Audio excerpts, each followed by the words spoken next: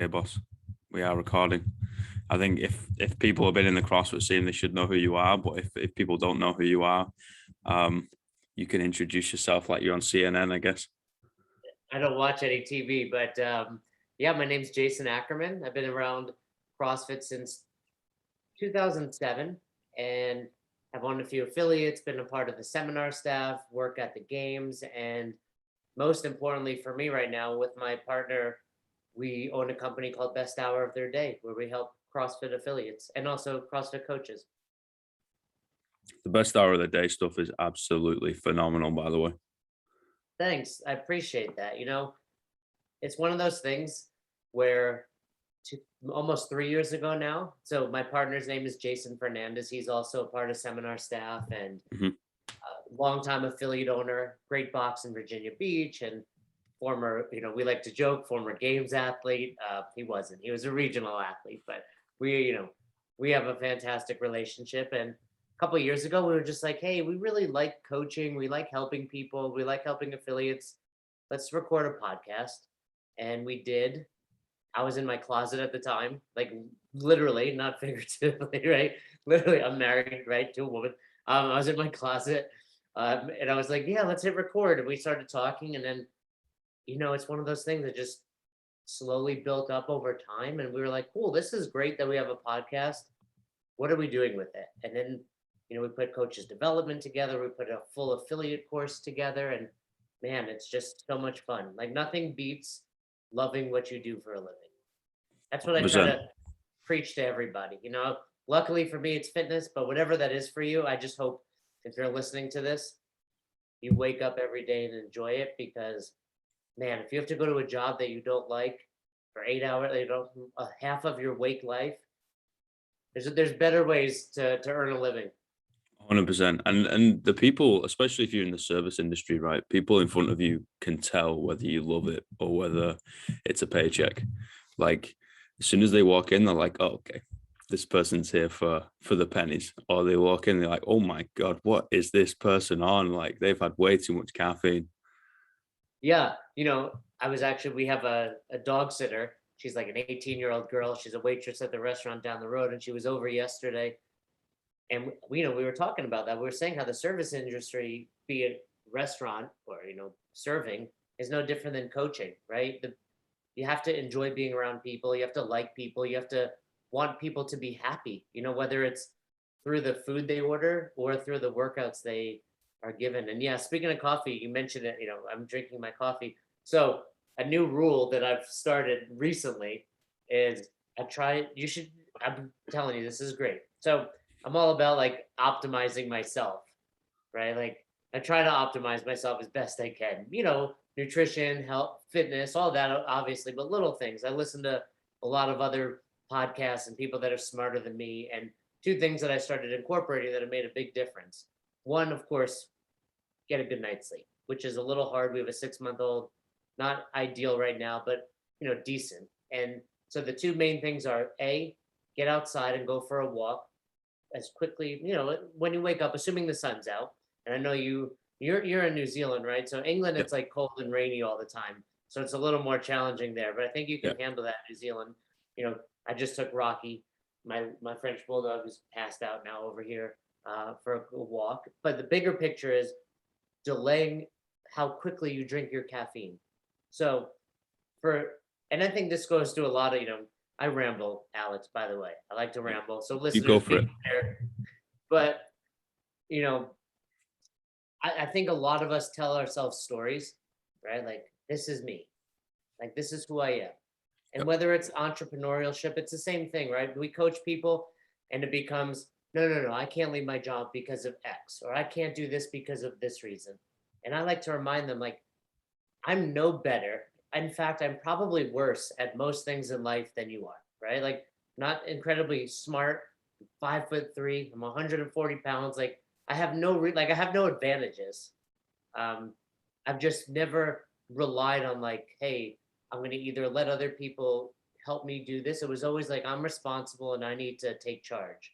And part of that was not letting yourself buy into those stories. And the reason I rambled is because if you would have asked me a week ago, like I would die. I will literally die if I don't have coffee right away. Like, no, you don't get it. Death. And I feel by delaying your coffee 90 minutes to 2 hours, the effects of it are so much better, and you have more energy throughout the day. You feel better in the morning. I've been sleeping better at night. So listeners, if you take anything from this, give it a try. Just push it back a little bit. So I woke up this morning at about 7, spent time with the wife, baby, took the dog for like a 30-minute walk, and right before we hit record, made myself a pour over. And this is my favorite thing: talking to somebody and drinking coffee. I prefer in person, but this is a great second. I agree. It's funny that you say no. That's really funny because I've tried that before, and I agree with you. Like the coffee hits you in the face. Yeah, it's great. Like I want to get off this podcast and go work out, right? No, just kidding. I don't, but it's more about the energy I feel when I wake up now. Like, when I would typically wake up, I'm tired. Like I'm waking up and my energy is right away. And I think part of it is, your body's just like, I need that drug. And it's like, okay, I'm not getting it for a bit. I got to handle this myself. Right. And then it's, you don't feel, I was like, whenever we would travel, whenever I wouldn't be at home, I would be, the first thing I would do when I show up at an Airbnb or something is like, where's the coffee? Right. And now I'm like, okay, I can handle it. So I really like that. But one more thing, and again, I have no sponsorship by a coffee company, but I used another product we bought is called the 8 Sleep. So I heard actually Matt Frazier talking about it on Joe Rogan's podcast. It's basically a mattress cover that keeps it cool. Game changer. Absolute game changer. Anyone listening to this, it's expensive, but truthfully, like there's nothing better spent money on than your sleep and your health. So yeah, I agree. Check that out too. Check that out. That's been a game changer. Like I sleep so much better. How many hours do you usually get? I mean, obviously having a 6-month, like that's gonna throw that out the window a little bit, but she's like sleeping through the night most nights now, and truthfully, like I have to give my wife a shout out. She's the best. I just realized I'm logged into the wrong Zoom. Anyway, you see that? It's okay. So I ideally 8. That doesn't happen. I would say I typically get 7. So which is I think 8 is kind of that magic number of like feeling freaking amazing. But I'm in bed for at least 8. Another thing that my wife won't allow me to do in a good way is like no devices in bed. Yeah. So I'll just read. Like once we go to bed, it's like reading, or hopefully other activities that are happening now that the baby's sleeping through the night. But so I'm in bed for we're in bed by 10 and usually an hour to bed by 6:37. Sleep's a really funny one, right? Because we all agree on like it's the most important thing, right? However, some individuals work better on less sleep, and it still blows my mind how that actually makes sense. So, I've done enough reading, not a ton, like not enough to be dangerous. Is that the expression? But they say most people that will tell you that it's not actually true. Oh, fair folks. I don't know. Again, I think, but it's like trying to convince them, like, hey, you're not actually one of those people. It's like anything though. Like, they until they try it and they're like, oh, this is what I've been missing out on. This is what feeling alive feels like. But no, there is a small percentage of people that I do think thrive on that. Or I think there's also probably a correlation. You hear like The Rock and Jocko and all these other people, and it's like, would they be better with 8 hours sleep? Probably, but at the same time, like, would they be who they are, this driven, crazy individual, if they were? Like, and and I think there's got to be a fair balance there as well. Like, I feel like when I wake up at 7, I'm like, I am a lazy freaking turd. Like, Jocko's been up for 2.5 hours. He's worked out, and then I'm also like, not everyone's built like that. Like, I can still be productive, and I think it's important to know who you are. And for me, sleep is just this important thing. I think for everybody, There's a good book called Why We Sleep that I've listened to bits and pieces of. I'd like to go back and revisit. And I actually was just digging around and stumbling upon Rob Wolf, old school CrossFit name, and I see he's been doing a lot on sleep. So I'd like to, find out more about what he's putting out there. But I think I've talked about there's four pillars of fitness: sleep, stress, fitness, and nutrition. Mm. Sleep, obviously, stress, trying to mitigate it, keep it low, fitness, or, being, your training, and then nutrition, what you eat. And I've said two things. I think one, sleep is probably the most important, but also most overlooked of those pillars. And two, if any of those four had to go, like time's running out, I don't have time today, it should be your training, which most CrossFitters like, that's crazy. But I almost get like not stressed out, but it's like cringy when I see someone showing up at the 5 a.m. that's like, oh, I went to bed at 1. I'm like, dude, you would have been better off sleeping for another 2 hours and being here training. Mm-hmm. So, Yeah. all right. Sorry for hijacking your podcast. No, man. No. You go away. This is a conversation. You know what I mean? It's not an interview. Give over. We've all experienced like members like that though, right? Turning up at the 5 a.m. class. I was like, oh, I just pulled an all-nighter because I needed a study and whatever. And I was like, but I'm here. I'm ready to do the RX. I'm like, oh my God. Okay. Yeah, I've never done that. Like, to a fault, I've always been like, I've always prioritized sleep. And like, for example, we'll go to the CrossFit games and, we judge the individuals, and a bunch of buddies will be like, 5 a.m. workout. I'm like, F that. Like, I'm in bed. Like, I'm getting every last minute of sleep I can get. And I know there's value, like you feel better maybe for half the day, but when you have a 12-hour day ahead of you, I'm like, no, sleep. I'll find time to work out. We've always said this about being on staff. Like, you can find time to work out, you can't find time to sleep. Mm. Like during the day, you can squeeze in a 5-minute workout, you're not sleeping. Yeah, that is very true. That is very true. I've noticed that like for some people starting off with a workout in the morning or starting off with some sort of movement, even if it's a walk, just sorts their head out and they're a little bit fresher when it comes to cognitive abilities that day. You know what I mean? So maybe I'll play devil's advocate that way and be like kind of freshes them up upstairs. But other than that, yeah, waking up with 4 hours of sleep, probably not the wisest of decisions. Yeah. That, I think, if you can just, and a lot of it is you have to be willing to go to bed earlier. Like, shut your Netflix off, put your device down, and go to bed. Totally. See, I'm a morning person as it is anyway. Like, I do not function at night. Like, as soon as I've eaten my evening meal, I'm pretty much dead on my feet. Just put me to bed.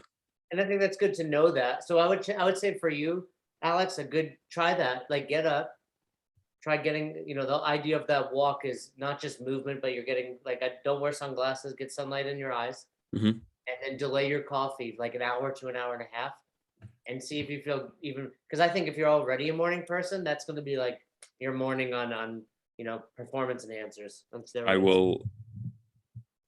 I will take up that offer. I'll do it. Okay. I'll put it on record. I'll do it. I'll say that as I'm sipping a coffee in the morning. But anyway, I will do it.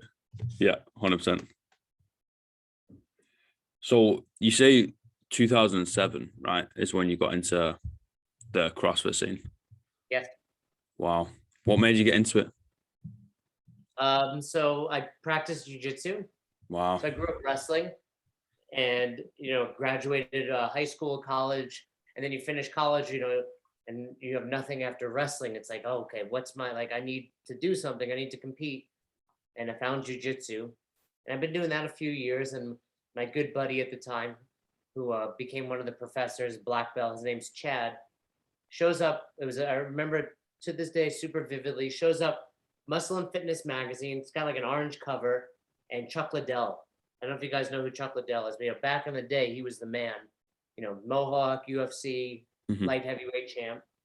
And he was doing CrossFit. He trained at John Hackelman's place out in California, San Luis Obispo, called the Cross Pit. And, back then it was like they were doing tire flips and sledgehammer and stuff. But Hackelman was one of the OGs. He had worked with Glassman, like, and it was gaining a little bit of steam, a little bit of popularity. So Chad shows me this magazine, and like most people back then, I went home and started Googling like CrossFit, like what is this thing? And of course, you go to CrossFit.com, and I'm like, oh, kind of deciphering it. And I'm like, okay, you do a workout every day. This seems like this is it. This is all you do, like the typical, first Mhm. thoughts. And then I remember the very first workout. It was called the Dirty Dozen. Like there wasn't a name on it, but that's what it became. I don't know if you guys are familiar with it, but it was like 12 movements and kind of random reps. Like some would have 20, 30, 40, etc. There's 3 rope climbs in there.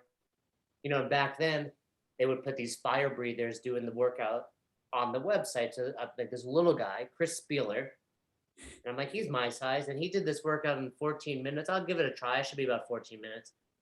And I'm doing it in the Globo gym, which is where I eventually opened my spot. So I'm in this little Nautilus room, trying to, maneuver around. Like I don't have a rope, so I'm doing these towel pull-ups. I don't have a box, so I'm jumping on a bench.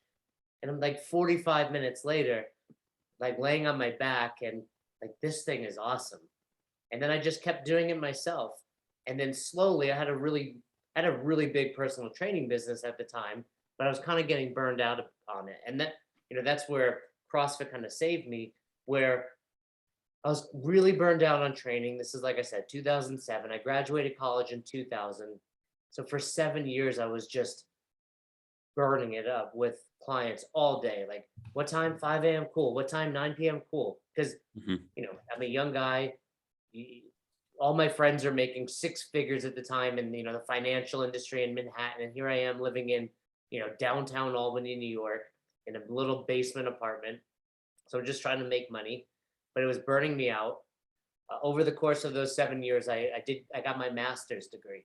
So I was like, okay, I'm gonna become a teacher. That's what I'm gonna, I gotta get a real job at some point. My mom was a teacher. I got my master's in psychology. I was like, I'll go get a job. I was coaching wrestling already, so I kind of had it in at the high school. And then this CrossFit comes along, and I'm like, huh, I can maybe do something with this. And the first thing I started doing was like, hey, my 5 and 6 p.m. clients, I was like, hey, can you guys be here at 5:30 and work out together? And they were like, yeah. I was like, it's going to save you a little bit of money, right? I Mhm. was charging them less, but I was making more, right? So if they were paying, say, 50 an hour at the time, maybe it went to 30, but I'm actually now making 60 for that Mhm. hour. And then I was doing that with enough of my clients. I was like, huh. So one of my clients, his name was Barry. I was like, Barry, I want to open one of these. I want to do a CrossFit. I was like, will you find me some real estate? And he was like, no. And I was like, what do you mean no? You're a real estate agent. Like, this is what you do. He was like, I'm not letting you do that. He was like, so where I was training was a racquetball facility. So in the 70s in the States, racquetball was booming. Like it was the go-to for like the baby boomer generation. Like, they played racquetball. That was their idea of exercise. And it's a great sport. But it was by 2007, it was dead. Mhm. So we had 18 racquetball courts, and on any given night, like 15 of them were empty. So he said, you go ask the owner of this building if you can rent one racquetball court. I was like, that's a pretty good idea, Barry. And I did. And we just had a little handshake. He was like, you give me $800 a month. I was like, $800? That's like everything. Plus, I had to pay for my level 1, Yeah. right? Plus, I had to buy all this equipment, which, by the way, there was no Rogue Fitness. So you're Yeah. basically scouring Craigslist and eBay and building stuff. My buddy Chad built, the same guy that introduced me to CrossFit, built my pull-up bars. And like it was literally just, we're like, let's go to Home Depot and buy some pipes, some flanges, like whatever it is. And that was it. So yeah, that was it, and from that moment, I started with one court. Over the next 7 years, by the time I sold the box, we had 5 courts. I had paved the outside area so we can use outdoors. I had a rig outdoors, indoors. Like we had, all brand spanking new Rogue equipment by this time. So yeah, it was a good idea to open in 2007. Wow. What a story, man. What a story. Just makeshifting some equipment, getting on a racquetball cart and just figuring it out, like just figuring it Well, out. and that's That's what I try to beautiful. remind people. Like, yeah, it's a different time. Like I would, I think when there's early adopters to something, which I was, like, you have a little bit of an advantage. I mean, Hmm. for the first 3 years, I was the only box around, right? Hmm. Like no one else. So if you heard of CrossFit, there was only one place to go. But I mean, outside of that, it's like sometimes you got to take a risk. I mean, I borrowed money. I was dating a girl at the time. We were living together, but she basically fronted my level one. Gave me money to buy all the equipment. I took out every last dollar I had. It wasn't a ton, but all in, it was probably like $6,000. Hmm. But at the time, it was everything I had.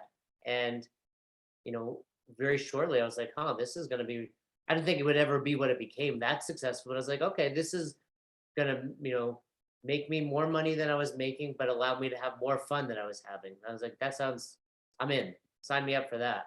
Mm. Mm. That's beautiful, and something that I think James Hobart says it, and it rings a bell on something that you posted on Instagram the other week, where it's like you can get away with just starting with passion. Yeah. I mean, what I would tell people is passion has a shelf life. That's something we always say, Yes. but at the forefront, yeah, be like, you have to, like, that's what, going back to what I was saying. I don't get angry. I just get like upset for people. Like over the years, I've encouraged so many people to quit their job and do what they love.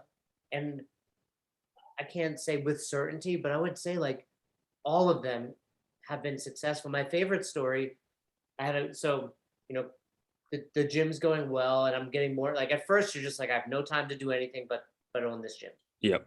Totally. And then as it grew and I got a coaching staff, I started, I was big into yoga. I got back into yoga, and this woman, her name's Jess, who became a good friend, had this little tiny, like, it was literally the size of the room I'm standing in, which is like my basement office. Hmm. And I was like, she was a teacher and a bartender.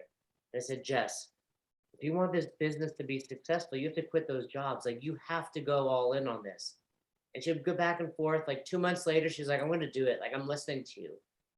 So that was probably like 2009. So it's 2021. She owns like 7 yoga studios, a juice bar franchise. Like, she literally owns a franchise company, like I think it's called Bear Blends. Like, you can, through her franchise, like, and like, we joke about it, but I'm like, I changed her life. Like, but now we're like such close friends and entrepreneurs, and she's far more successful than I am. And I think it's because you just have to like go all in. There's, I always misquote it, but there's that story about like one of the Spanish conquistadors arrived and like burned the ships. Hmm. And it's like, we're in this now. Hmm. Right. And it's like, you have to be willing to do that. I mean, life is short. You'll always get another job. Like, Yep. you know, obviously it's the pandemic or whatever's going on. If you're taking care of your family, don't listen to my advice. But if you're a single guy, or your significant other supports you, or you have a savings, whether it's a CrossFit, a yoga studio, a coffee shop, life is short. If you have to wake up and do something you don't enjoy, I guess it will seem a lot longer. Yeah, man. It's exactly what Tony Robbins says, right? If you want to take an island, burn the boats. Yeah, Tony, that's where I heard it from. I mean, he's telling a story about somebody, but I Yeah. heard it through Tony Robbins. Yeah, I went to a Tony Robbins seminar a couple of years ago. Great stuff. Highly recommend it. By the way, this coffee is kicking in. I'm on fire. I want some of that blend, man. I don't know. It's the timing. It's good and it's strong. It's pretty strong. And Nice. my wife's always like, I can't. It tastes like mud. That's what I like. Oh yeah. Have you ever had Turkish coffee? No, what's that? That tastes like it's a bit thicker, it's a bit grittier. Like you've got to continuously stir it on the stove. Like oof, and that's strong. That's good stuff. It's like cowboy coffee. Coach Bergner probably calls it. Like when you just mix the grinds in with some boiling water. Yes. Yeah, Have that with a little cube of Turkish delight. Oof, you got a good time. I'll try it. Yeah, man. So going back to like jumping straight in, it's funny how life will end up rewarding you for doing that, right? And at the time you think, oh, it's just like the universe kind of speaking to me. And whatever you believe is whatever you believe. But when you look back, you're like, well, it's actually because you just worked hard and didn't give yourself an option to fail. You didn't give yourself an option to quit and change direction. You're just like, no, I'm just going to go chips in, throw it all in, go all in, and figure this out on the fly. And I think that is something that everyone needs to experience, wherever it is in life. You know, when you're younger, it's obviously easier because you have less responsibilities and things tying you down, as they say. But just throwing your chips into one basket and going for it, and you usually ends up working, even if it's just a lesson you gain from it, and then you come straight out of it. Say, for example, you throw it all into a box, it folds. You would have learned a load of lessons, right? Yeah, that's what well, first of all, one of the things we tell our affiliates is like down the road, they're like, oh man, 10 people joined, this happened, this happened, this happened. I'm like, because you're doing all these right things. Like, yeah, there's some luck involved, but it's like if you're doing these right things, like putting these pebbles in this jar, eventually it's going to overflow. And that's, what they're doing. And one of the things we also do is we have some really high level leaders come into our affiliate university and do these, weekly chats with them and get them fired up. And just the other day, his name is Doug Holt. He came in and he was like, now he's a CEO for many companies. He's been around the fitness industry for years. And, he says, I've failed. I just fail fast, learn from it, and move on. Mm. That's the key. Yeah, I listened to something yesterday. It was like, if you fail, cry for a day, but if you win, celebrate for a day. And it goes on and says basically when we win, we don't celebrate, we move on. And when we fail, we cry for a month. And we kind of just like stay in that perpetual cycle of, self-hatred and be like, oh, how could I have failed on this, blah, blah, blah. And then go again, trip up, and you're like, oh, and then you've wasted that extra month just kind of beating yourself up about it, rather than just get up, learn from it, wipe your tears away, have your moment, feel it. It's going to be an ego check, a kick in the gut. And then you've just got to be able to move on. Yeah. So right now, I'm always on my desk. I keep these 3 books. Wow. Right. I got the Daily Stoic along with the journal, and then The Secret. And you can think The Secret's all wishy-washy. It is, right? But it's all about like if you're just positive things will happen. And the Stoic books, I highly recommend listeners check out whatever it is. A great starting point is this one, Ryan Holiday's The Daily Stoic, where it's just like one little passage every day. So it's the first thing I read in the morning. But yeah, it's all about, understanding what you can control and whether it's good or bad. Like, okay, accept it. Like you said, cry or celebrate and move on. That's beautiful. I've heard a lot of good things about that book, actually. I've never given it a go myself. I've just never ordered it or seen it in shop. But I really do want to give it a go. I'm all into that whole philosophy, stoicism. I'm a thinker, you see. I'll sit on a rock and just like think about life for about 2 weeks. And that's me as a happy man. I highly recommend it. It's just an easy one to to read a little bit every day. Just perfect. It's like literally a 1-minute read every morning. Talking of books, talk to me about yours, brother. I wrote. We have 3 books. I mean, the first 2 were nutrition and a journal that kind of goes along with it. Own Your Eating, the definitive guide to flexible eating. So that was the first book I wrote, and then we wrote a journal that accompanies it with my wife. And then I think the book you're referring to is Best Hour of Their Day. I had the name of the book before we had everything else, but it just flowed well.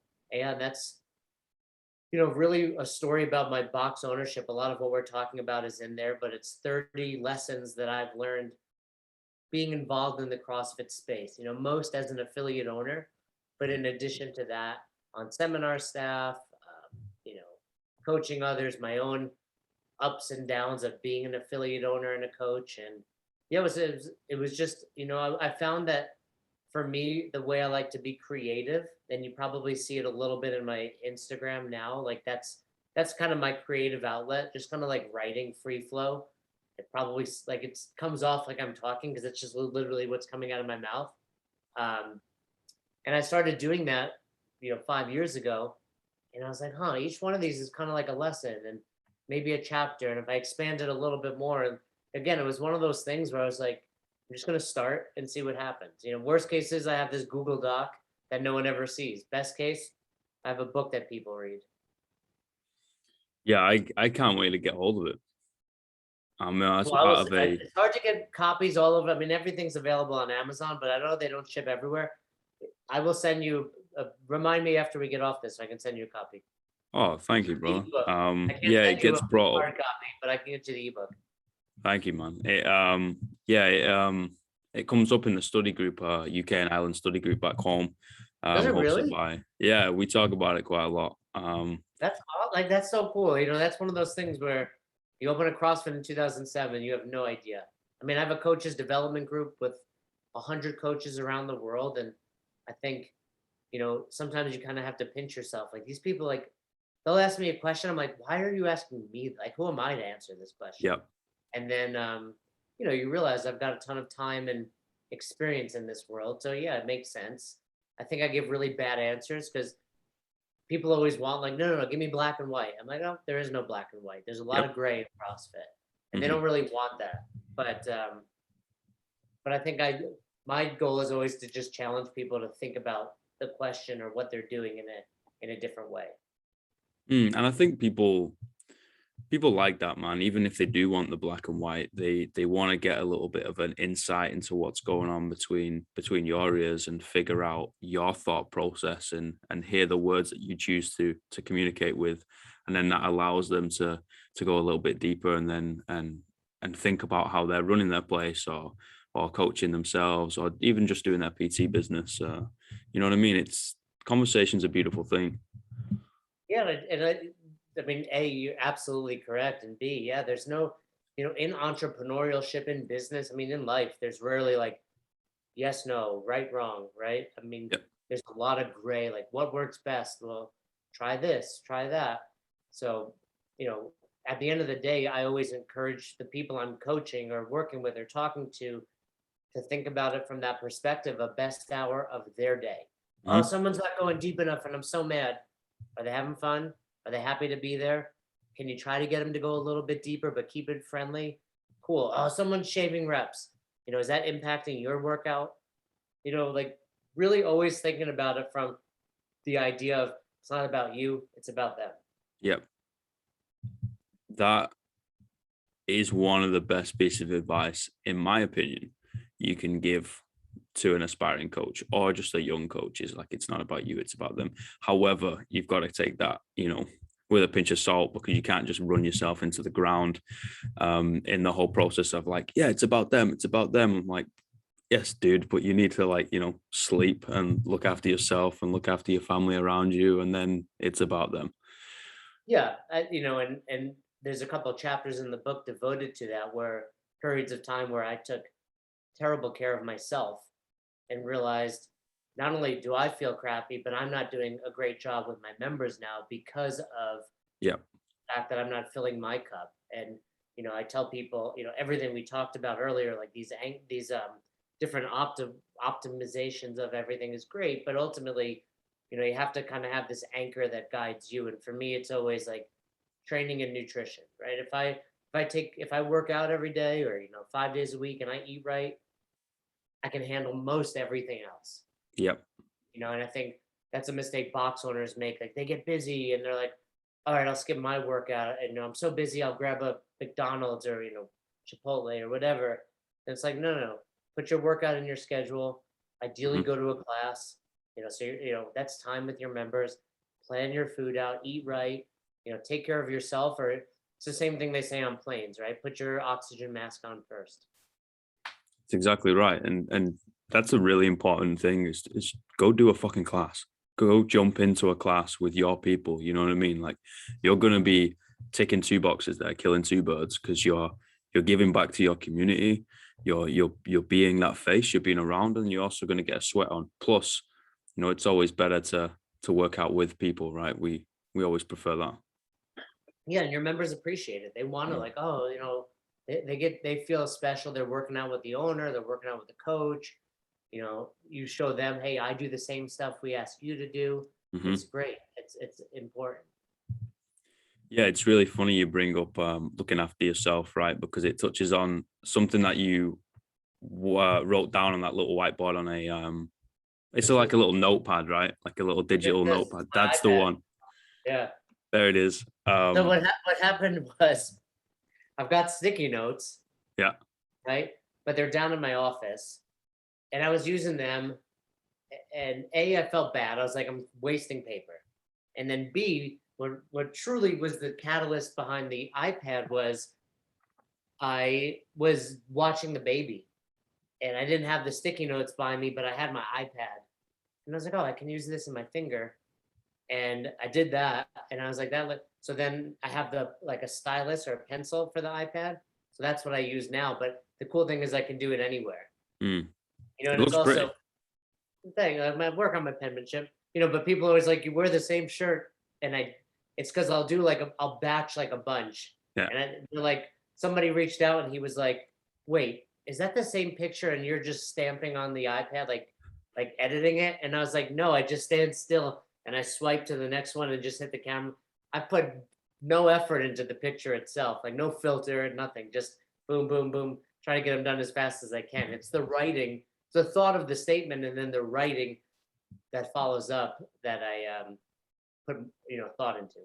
Mm. But what did I say? Which one were you talking about? The presence and attitude, right? Oh And yeah, this oh man, this is like not my Achilles heel, but something that really gropes me if you kind of look around and either watch within your own gym or other gyms, and I'm like, oh my God, like if that is not ticked off, I don't care how much knowledge you know, like get out of the fucking gym. Like if you're not willing to go 100%, don't step foot in front of these people. And the reason why I'm so hard is because I got a little story, right? I coached in a class. This was fucking years ago, like years ago, right? And I was coaching this morning class, right? I was broke at the time, like absolutely financially fucking spent. So I was doing, I don't know, 3 or 4 jobs. So I'd coach the morning class. I would go clean up a theater and lift and shift. I would come back and PT. I would fix people up in like massage and physical therapy. Then I'd coach all evening. Then I'd PT again. So I was absolutely fucked. You know what I mean? Just working all the time, right? And I'd hardly had any sleep, like we said at the beginning. So I turn up to this morning class. I had my hood up, and I was like, all right, board's all written up, everything's all tidied, everything's spot on, music is on nice and low, lights are on, doors unlocked, everything is raring to go. I've thought about how I want to take the class, I mentally rehearsed, everything is ticked. However, my hood was still up, right?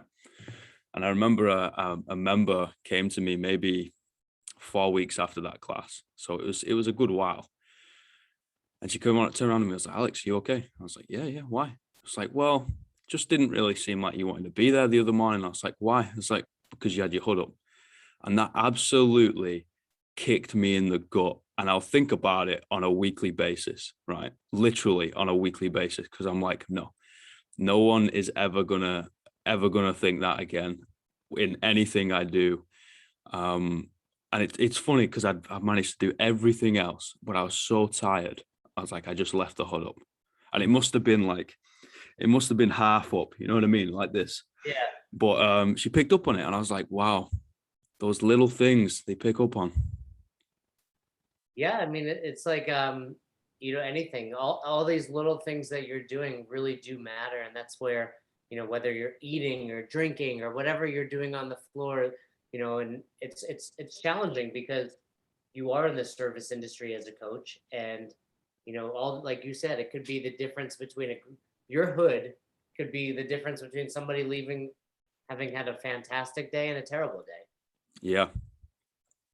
And that's why I said in that post that presence and attitude is key, because in that example, even you may have coached the hell out of that class, you may have fixed her squat or helped her PR, and what is she remembering or what is she mentioning to you? Your hood. Exactly. And the truth is, as CrossFit coaches, when they first take their level 1 or whatever they do in order to kind of begin their coaching journey, they're going to be really bad. There's no debating that. They're going to be bad. Like you're new to this. It's expected that you're going to be bad. Mm-hmm. But you can mask a lot of that with having good presence and attitude. You know, Yep. you can show up, you can just to be telling jokes and playing great music and high-fiving, and your members have no idea that you didn't give out one cue, right? They're Mm-hmm. just like, that was a lot of fun, you know. And I think I say it in the post, like, don't rely on that. Like, to a fault I did at first. I was just like, oh, we're the gym where you have fun. Move however you want. Like, I would post videos, and now, like, looking back, I'm like, oh, those are terrible. I can't believe I let people squat like that. I can't believe I did this or that. But man, we were having a good time.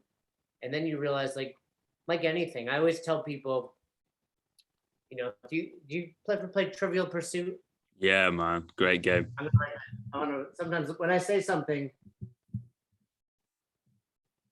I write it down. This is how those posts come about. Like when I say something, I think about expanding it. But I always say, like, hey, the 6 criteria: teaching, seeing, correcting, group management, demonstration, presence, and attitude are kind of like the 6 pieces in a Trivial Pursuit. Like, you need all of them. You can't win with one. Even you can know sports better than anybody else at the table, but if they have 6 pieces and you have one, you lose, right? And you have to eventually diversify your knowledge if you want to win that game. Mm-hmm. Same holds true with coaching.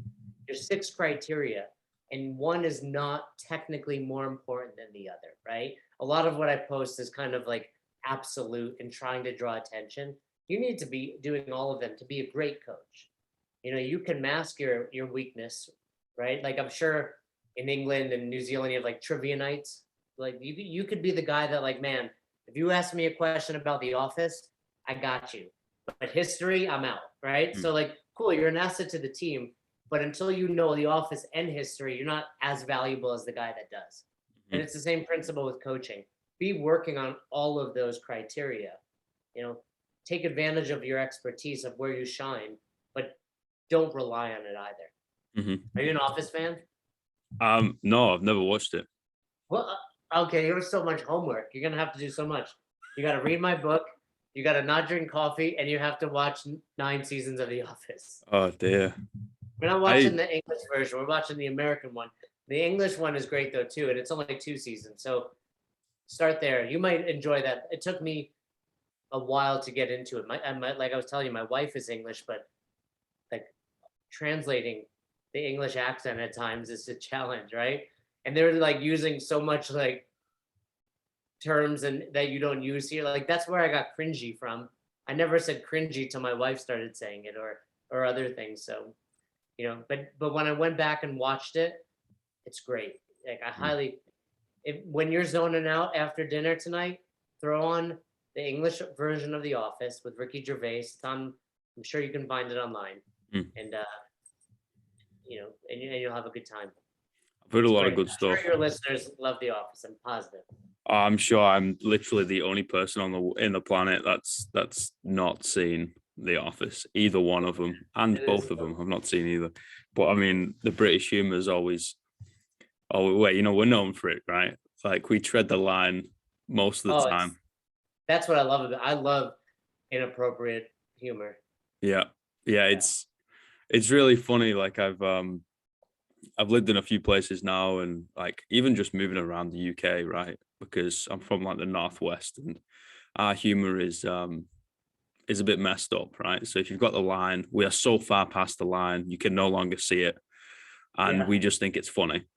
That was one of my members back in the day. Her name was Lenora, and she was this amazing. She's still amazing. Like she's still doing CrossFit. She got into powerlifting. She's like 60 years old. She was actually a rabbi, but also a stand-up comic.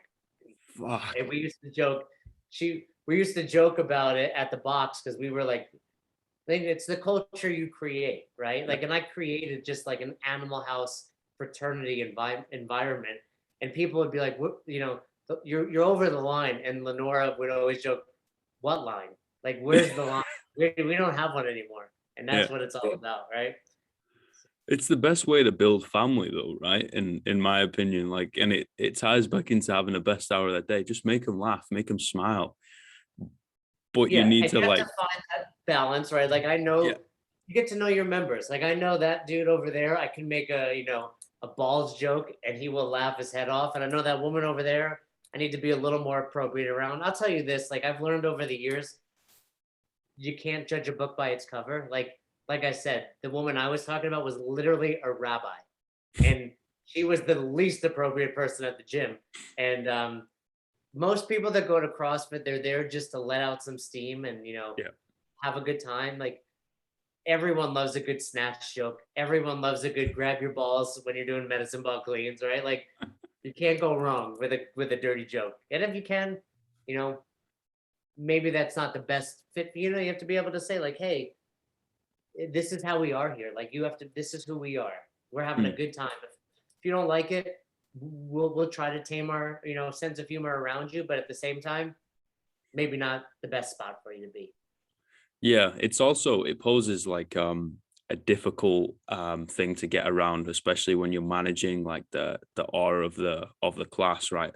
When there's a lot of, I don't want to say ethnicities, nationalities within one class. So I worked in a place called Southampton, and it was a port city, right? So we'd get a lot of people coming off cruise ships. We'd get a lot of people coming off like expensive yachts. We'd get people working in like the sailing industry and all that type of stuff. So they were from everywhere. And it was, first of all, really cool, like seeing the similarities between people when you're from all over the world, which was absolutely fantastic to like witness and also be a part of. But two, like it's hard to manage that dynamic when you drop in jokes, and especially when English isn't their first language or Yeah. their culture is completely different. Like I remember this one guy from Egypt, and he was an absolute athlete, right? An absolute animal. He played national level handball. And you tell him to do anything and you would absolutely destroy it. We got on really well on an individual level. However, like the rest of the class was kind of, it was one of those school environments where them integrated into the class is a little bit harder than it should be. And as a coach, you've got to be able to turn around and be like, listen, I remember a class, he ran out, goes on a block run. I literally have to turn the music down. I was like, listen, stop taking the piss out of this lad. First of all, English is his second language. Second of all, he's on the other side of the fucking world. All right. So let's rein this in. Let's try and like bring him in. And yeah, after that, like everyone was, arm around him and all that. And it was brilliant. But it's a hard thing to manage when people are from all over the place and you want to drop some dirty jokes. Yeah, that's and there's definitely so Nicole Carroll, who's in charge, or she was in charge of the training um, department of CrossFit, would always say like, risk reward. So when you're at a seminar, given a CrossFit level 1, it's about 50 strangers, maybe don't drop a dirty joke, right? Because 49 people may laugh and one person may be offended. Yeah. But it's your box and your rules. If that's the culture you want, create it. Mm. Yeah, for sure. For sure. So level 4, whenever you Yeah, see that, LV1, LVL4, you're like, holy shit, big boy on the block now. right. That's right. Yeah, I got lucky. I took my level 2 in 2000. I told you I took my level 1 in 2007. Found CrossFit, went through all that. October 2007, took my first level 1 in Toronto. Actually, speaking of Nicole Carroll, like I had to email her. It was sold out. And I was like, I'm opening an affiliate. I need to get this. And it's sold out. This is the only one. And, they weren't all over the place every month or Mm. every week. They were like literally scattered quarterly. Like this was the next time there was going to be one in the Northeast was, maybe the following year. So she squeezes me in. I take it, fall in love with it. And I was like, okay, I want to become a level 2. And they opened up the level 2 the next year. And I think I was the second group of people to go through that level 2 in Santa Cruz at the OG, like the original CrossFit, where if you go back and you watch like Nasty Girls or Greg Amundsen, like hitting workouts. It was that place. And passed my level 2, which at the time, like 30% of the people were passing. And, so I was pretty proud of that. And then years pass by and the level 3 and the level 4 come out. And basically, if you pass that original level 2, you became a level 4 so long as you passed the level 3, which I did. So right now you can't get a level 4. It's not available. So the only people that have it have been around for a very long time and passed a really rigorous level 2 back in the day. Mm-hmm. So yeah, it's definitely something I'm very proud of. Yeah, it definitely makes you stand out a little bit. But I think I got a little lucky again where I just was like, okay, I'm going to take this thing, and luckily I passed. I mean, the feedback was given by Nicole, Pat Sherwood, Dave Castro, like these heavy hitters, and I remember people were getting it was individual. Like you go up these stairs at the loft of the affiliate, and they would give feedback, and then these people were coming back down the stairs crying. And I was like, oh man, like what's gonna happen? And somehow, some way, for some reason, I passed. I don't think it's got anything to do with luck, mate. Like you're the one who did the work. They saw what you did and was like, yes, Jess, you did well. Thank you. I like to think that, but I don't know. Yeah, level 4, like that's, I mean, it's level 4 out of level 4, right? It's completed it, mate. That old age old in betweeners quote. Yeah, completed it, mate. And it's impressive. It always is. Like if you see anyone from 3 onwards, you're always like, they are so dedicated to this craft on their own time, never mind in the time that they've blocked off to be dedicated to it. Like outside of those hours, they are pursuing, extracurricular, they are pursuing knowledge, training, all that type of stuff. And it always fires me up to see that type of stuff, even if it's outside of the realm of CrossFit, right? If we take outside of that qualification process, if you look at someone, they're like, oh, okay, they've got like basic life support, AED, first aid level, whatever. Yeah. And you're like, wow, that fires me the fuck up. I appreciate it. Yeah, it's it took me a long time to grasp the fact that I put my 10,000 hours into coaching. I would always look at things like, oh man, like there's a guitar hanging over there, or my own fitness career. I'm like, man, I'm not good at anything. And then I was like, oh wait, I'm good at one thing. And that goes back to everything we've talked about. It's like that's why we hit record, 3 years ago, because we knew we were good at this thing. And so long as, like you said, you have passion, and you're willing to work hard, if you're good at something, run with it. Mm-hmm. One thing I've learned over, going back even to my Instagram, it was like, okay, I'm going to just stick to my lane. Like, this is it. This is what I'm really good at. This is what people recognize me for. This is actually what I like doing. I'm not, whether or not I build up a tremendous followership or not, it's not what it's about. It's like, this is what I do. And if you come here, this is what you're going to get. And that was a big lesson. I used to try to diversify, have my hand in all these different things. And it's like, no, focus on what you're good at, burn those ships, and you'll be successful. That's beautiful. And you can tell, you really can tell, like everything that you see you do, everything that we see you do, I should say. You can tell you've put those 10,000 hours in and more. You can tell you've dedicated to the craft and burn your own boats. And you can tell that you clearly give a shit, I'm glad that it comes off that way, because it's truly how I feel. That's beautiful. Again, I'm fired up. I get fired up a lot, I live through passion, Jace. Like anything that I'm passionate about, I'm probably going to be spending all my time doing it. You know what I mean? That's just the person I am. That's great. And that's what it's all about. That's it. Thank you so much for your time. I'm so grateful for anyone who wants to have a conversation with me, so thank you very much. Well, you're welcome. My coffee is empty, so yeah, gotta wrap up this conversation. All right, mate. Thank you very much. You go have a great day. You too, Alex. Great chatting with you. Thanks for letting me be on your show. All right, man. Whenever you're down this end of the world, hit me up, and we'll throw it down and grab a coffee. I'm not ready to quarantine for a month, but yeah, once that's over, you got it. Legend. All right, man. Take it easy. Bye.